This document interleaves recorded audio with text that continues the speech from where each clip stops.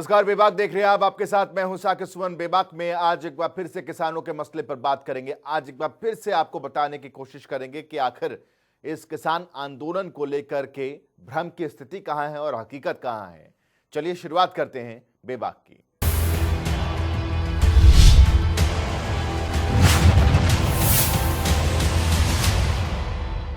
आज अपने बेबाक में कई अहम मसलों को लेकर हम आपके सामने आए हैं। एक तरफ प्रधानमंत्री नरेंद्र मोदी का वो बयान है जिसमें उन्होंने किसानों को संबोधित करके अपनी बातें, अपनी सरकार की बातें और इन कानूनों को लेकर के भ्रम की स्थिति को दूर करने की बात कही। सरकार की तरफ से तमाम चीजों को लेकर दावा किया, लेकिन इस आंदोलन की दूसरी तस्वीर और साइड इफेक्ट से भी हम आपको रूबरू कराएंगे। आज आपको हम यह भी बताने की कोशिश करेंगे कि इस किसान आंदोलन की वजह से किसानों का बुरा हाल भी हो रहा है, यह भी समझने की जरूरत है।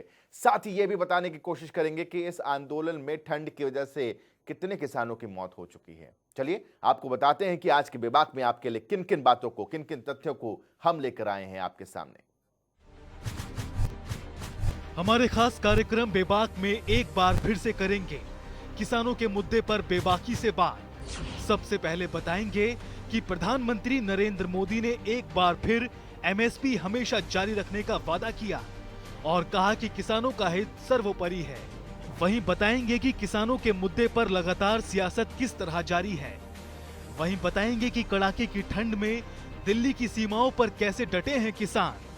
और आखिर में बात करेंगे किसान आंदोलन की वजह से सब्जियों के दामों पर क्या असर पड़ रहा है। हमारा कार्यक्रम बेबाक अपने बेबाक अंदाज के लिए जाना जाता है और हम रोजाना अपने कार्यक्रम में ऐसे तमाम मुद्दों को बेबाकी से ताजा आंकड़ों और कड़ी रिसर्च के साथ पेश करते हैं। तो बने रहिए हमारे साथ और देखते रहिए बेबाक। बेबाक की शुरुआत अपनी उस रिपोर्ट से करेंगे जिसमें प्रधानमंत्री नरेंद्र मोदी, बेशक वो मध्य प्रदेश के किसानों को संबोधित कर रहे थे, लेकिन उनका संदेश पूरे हिंदुस्तान के किसानों तक पहुंच रहा था। उनकी मन की बात पूरे हिंदुस्तान के किसानों के मन तक पहुंच रही थी और तमाम तथ्यों को रखने की कोशिश प्रधानमंत्री नरेंद्र मोदी की तरफ से की गई। उन्होंने यह भी बताया कि एमएसपी को खत्म करने का कोई इरादा सरकार का नहीं है। जरा इस रिपोर्ट को देखिए, सुनिए और समझिए कि प्रधानमंत्री जब इस मसले को आकर के संबोधित कर रहे हैं तमाम किसानों को, तो इस मसले की संजीदगी को सरकार भी बखूबी समझ रही है।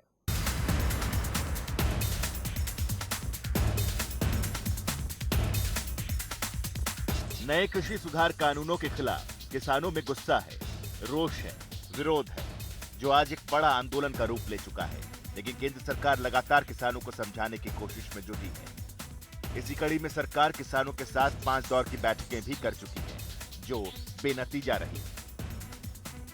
वहीं केंद्र सरकार कृषि कानूनों पर लगातार मंथन भी कर रही है। इसी दौर में केंद्रीय कृषि मंत्री नरेंद्र सिंह तोमर किसानों को 8 पन्नों की चिट्ठी भी लिख चुके हैं।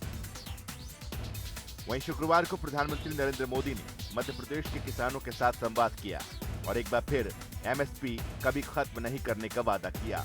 उन्होंने कहा कि अगर एमएसपी खत्म करनी होती तो स्वामीनाथन कमेटी की रिपोर्ट लागू ही क्यों करते। स्वामीनाथन कमेटी की रिपोर्ट लागू करने का काम एनडीए सरकार ने किया है। स्वामीनाथन कमेटी की रिपोर्ट को लागू करने का काम हमारी ही सरकार ने किया। अगर हमें एमएसपी हटानी होती तो स्वामीनाथन कमेटी की रिपोर्ट लागू ही क्यों करते भाई। आपने भी नहीं की थी, हम भी नहीं करते। हमने तो ऐसा नहीं किया, हमने तो लागू की। वहीं पीएम मोदी ने विपक्ष पर निशाना साधते हुए कहा कि वो किसानों के मुद्दे पर झूठे आंसू बहा रहे हैं। अचानक भ्रम और झूठ का जाल बिछाकर अपनी राजनीतिक जमीन जोतने के खेल खेले जा रहे हैं।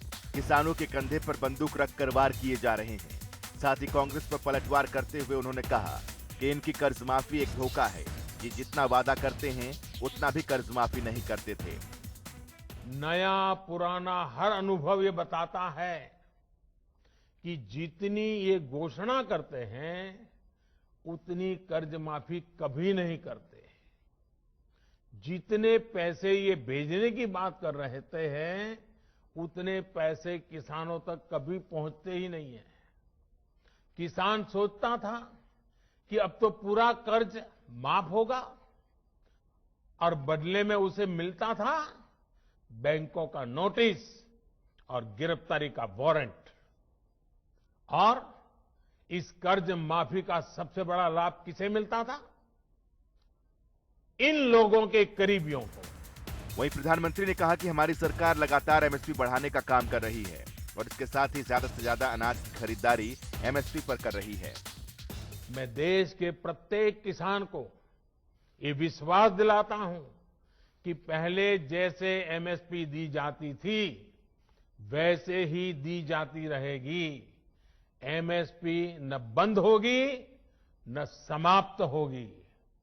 साथियों, अब मैं आपको जो आंकड़े दे रहा हूं वो दूध का दूध और पानी का पानी कर देंगे। पिछली सरकार के समय धान पर एमएसपी थी 1310 रुपये प्रति क्विंटल। हमारी सरकार प्रति क्विंटल धान पर करीब रुपये एमएसपी दे रही है।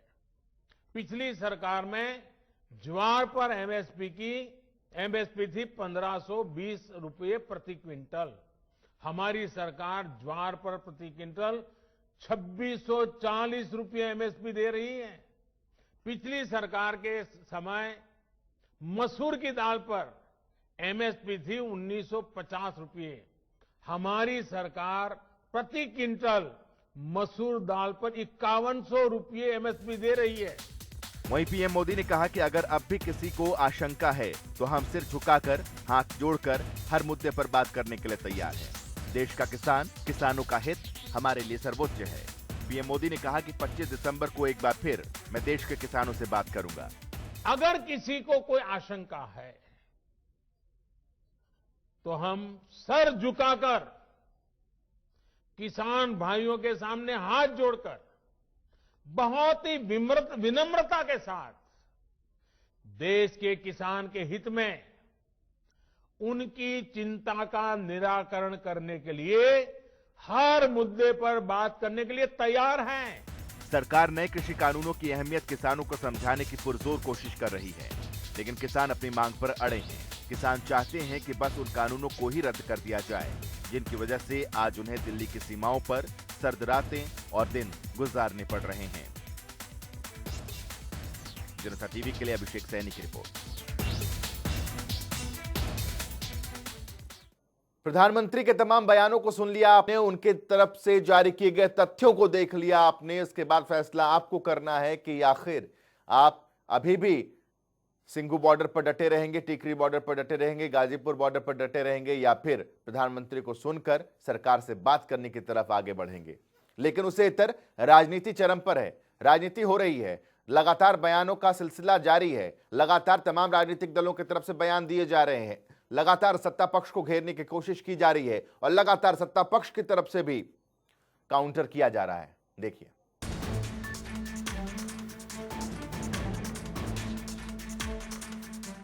केंद्र सरकार के नए कृषि कानूनों के खिलाफ देश का किसान आंदोलनरत है तो सियासत भी पूरे चरम पर है। सत्ता पक्ष हो या विपक्ष, बयानबाजी की जंग बरकरार है। जहां किसान सरकार से खफा है और मानने को तैयार नहीं, वहीं किसानों को विपक्ष का साथ है। सरकार अपनी शर्तों पर किसानों से बातचीत को तैयार है, लेकिन किसान कानूनों को रद्द करने की मांग पर अड़ा है। वहीं दिल्ली की सीमाओं पर पिछले कई हफ्तों से डटे किसान अपना आंदोलन तेज कर रहे हैं। उन्हें चिंता नहीं दिल्ली की सन्न कर देने वाली सर्दी की, चाहे ये सर्दी उनकी जान ही क्यों न ले ले।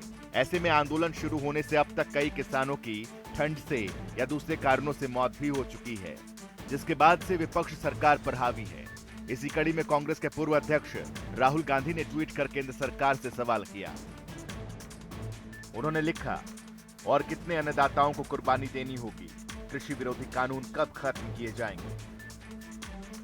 वहीं कांग्रेस के राष्ट्रीय प्रवक्ता रणदीप सुरजेवाला ने भी किसानों की मौत पर सरकार को जमकर घेरते हुए कहा कि ये तीनों कानून खत्म होने चाहिए जो किसानों की जान लेने पर उतारू हैं। मोदी सरकार इतनी निर्मम क्यों है? भारतीय जनता पार्टी की सरकार इतनी निष्ठुर और निर्दयी क्यों बन गई है? 24 देश के अन्नदाताओं ने अपनी जान से हाथ खो बैठे हैं।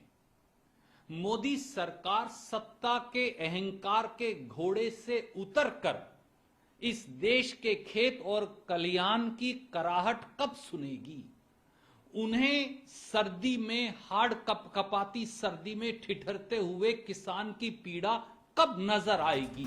वहीं बीजेपी सांसद रमेश पिथौड़ी ने कहा कि नए कृषि कानून किसानों के हित में है, लेकिन कुछ लोग किसानों को भड़काने का काम कर रहे हैं। किसानों के ये हित में बिल है।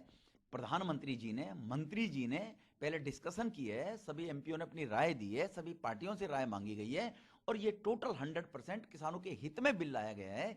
ये केवल राजनीति कर रहे हैं लोग और कुछ लोगों को गुमराह कर रहे हैं। अगर किसानों के हित में ना होता तो प्रधानमंत्री जी कभी लेकर ही नहीं आते, क्योंकि प्रधानमंत्री जी ने वायदा किया हुआ है कि 2022 तक किसान की हम आमदनी दुगनी करेंगे। वहीं आरजेडी प्रवक्ता मनोज झा ने कहा कि सरकार किसानों को कभी खालिस्तानी बता रही है, कभी आतंकी। ये लोकतंत्र है क्या? सरकार को किसानों की समस्या को समझना चाहिए और कानून वापस लेने चाहिए। समझ रहा हूं कि शायद तोमर साहब संतुलन खो रहे हैं। क्यों बात कर रहे हैं फिर इन किसानों से? और इन्हीं किसानों के बच्चे हैं सरहद पे। उस बच्चे को और उसके पिता माता में जो एक नैसर्गिक रिश्ता है ना, वो जिसको कहते हैं अन्योनाश्रय संबंध, उस संबंध को डेमोनाइज मत करिए तोमर साहब। मैं बार बार हठ धर्मिता का परिचय दे रहे हैं। आप न जाने कहां से किसानों से बात कर रहे हैं, कह रहे किसान बड़े खुश हैं। उन्हीं किसानों को भेज दीजिए ना टिकरी बॉर्डर पर, सिंघू बॉर्डर को, अपने भाइयों को समझा लेंगे। मैं समझता हूं कि थोड़ी बहुत संजीदगी, संवेदनशीलता किसी भी सत्ता प्रतिष्ठान में बहुत आवश्यक है, जिसकी मैं लगातार कमी देख रहा हूं। केंद्रीय मंत्री और अमेठी से राहुल गांधी को हराने वाली स्मृति ईरानी ने कहा कि कांग्रेस कृषि कानूनों पर भ्रम फैला रही है, लेकिन अब किसानों को समझ में आ रहा है कि ये कानून उनके हित में है। देश भर के किसानों का कि भारतीय जनता पार्टी ने, एनडीए की सरकार ने कृषि कानून जो सुधार हेतु और कृषि क्षेत्र के विकास हेतु पारित किए, उसका पश्चिमी उत्तर प्रदेश के किसानों का भरसक सहयोग है, भरसक आशीर्वाद है। आज भाजपा की सभी सांसद, सभी विधायकों ने इस मंच से पश्चिमी उत्तर प्रदेश और विशेषतः मेरठ क्षेत्र के किसानों के प्रति आभार व्यक्त किया कि उन्होंने नरेंद्र मोदी जी के नेतृत्व में पारित होने वाले इन बिलों का समर्थन किया है। वहीं किसान नेता शिव कुमार कक्का जी ने कहा है कि सरकार हमारे आंदोलन को कमजोर करना चाहती है, लेकिन सरकार को ये नहीं पता कि हमारा आंदोलन कमजोर होने के बजाय पूरे देश में फैलता जा रहा है। इसको लिंगर ऑन करना चाहती है सरकार को। ये मुंगालता है कि अगर हम इसको लिंगर ऑन करेंगे तो आंदोलन अपने आप टूट जाएगा, पर सरकार ये भूल जाए कि आंदोलन और तेज होगा। किसानों के आंदोलन पर राजनीति जमकर हो रही है, क्योंकि देश में इस वक्त किसानों का मुद्दा सबसे बड़ा है। ऐसे में पक्ष और विपक्ष के बीच बयानबाजी लाजमी है, लेकिन बयानबाजी से इतर किसानों की समस्याओं का समाधान कैसे किया जाएगा, इस पर भी विचार जरूरी है। जनता टीवी के लिए अभिषेक सैनी की रिपोर्ट।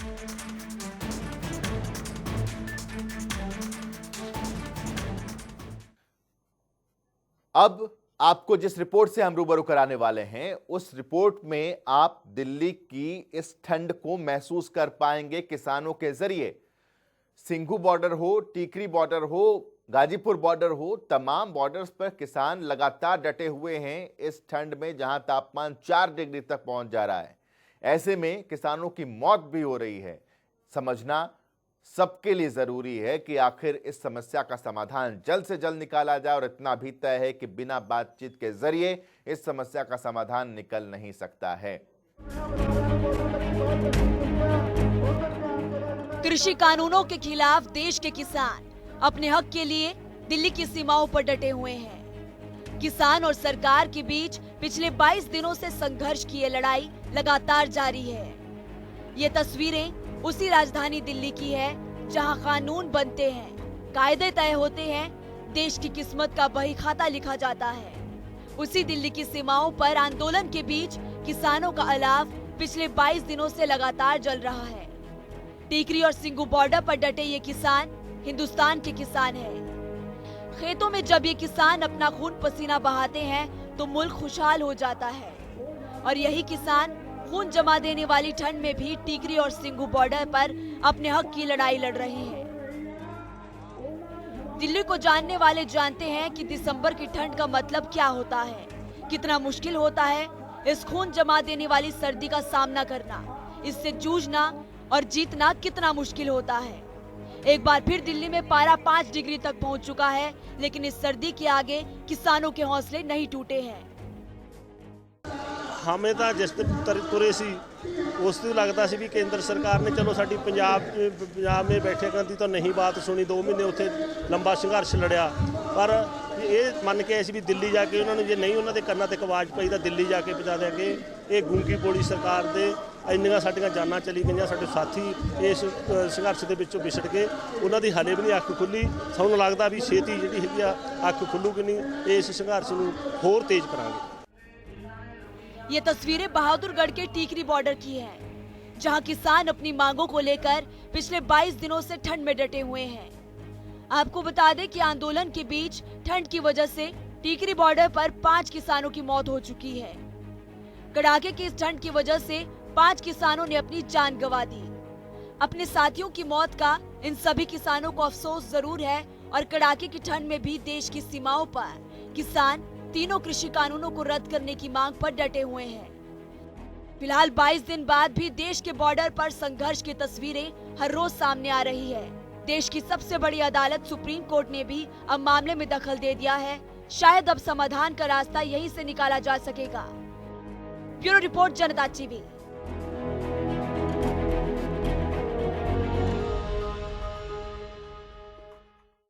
किसान लगातार आंदोलन कर रहे हैं। कृषि कानूनों को रद्द करने की मांग को लेकर आंदोलन किया जा रहा है। किसान अपने हक के लिए लड़ रहे हैं, कह रहे हैं कि फसल और नस्ल दोनों के लिए ये लड़ाई लड़ी जा रही है। लेकिन मौजूदा दौर में कुछ तस्वीरें ऐसी भी सामने आई हैं जहां इस किसान आंदोलन का खामियाजा किसान भाइयों को ही भुगतना पड़ रहा है, जिनकी फसल कट चुकी है, जो खेती कर चुके हैं, अपनी सब्जियों को उन्हें लाना था दिल्ली, लेकिन वो ला नहीं पा रहे और जिसकी वजह से उन्हें अपनी फसलों को वहां पर कम कीमत पर या तो बेचना पड़ रहा है या फिर उसे बर्बाद होते हुए देखना पड़ रहा है। ये स्थिति भी किसानों की है।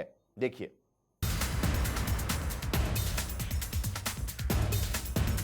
जैसे जैसे किसानों का आंदोलन बड़ा होता जा रहा है, वैसे वैसे आंदोलन का असर दिल्ली वासियों समेत खुद किसानों को भी प्रभावित कर रहा है।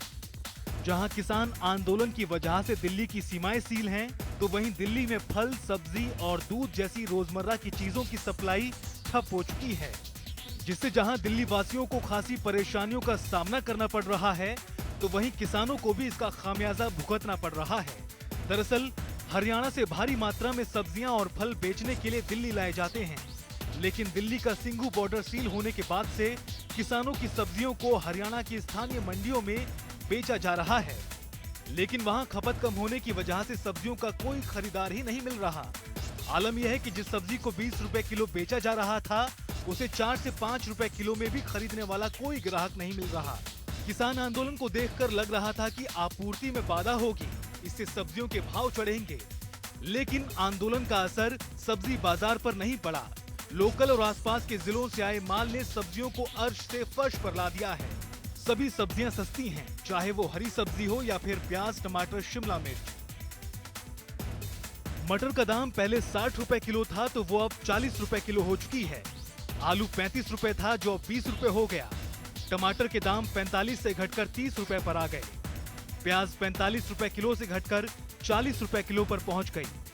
गोभी 25 से 15 पर पहुंची। पालक का दाम 30 रुपए से घटकर 20 रुपए पर पहुंच गया है और बैंगन 35 रुपए किलो के हिसाब से बेचे जा रहे थे, जो 25 रुपए किलो बेचे जा रहे हैं। नए कृषि कानूनों के खिलाफ किसान आंदोलनरत हैं, लेकिन सरकार इन्हीं कानूनों को किसान हितैषी बता रही है और अब इस आंदोलन से किसानों को ही नुकसान हो रहा है। ऐसे में बस समझ आता है कि किसानों की समस्या का हल किया जाए, वो भी जल्द से जल्द।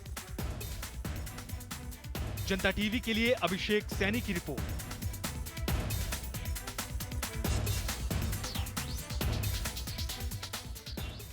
तो इसी के साथ बेबाक में आज के लिए बस इतना ही।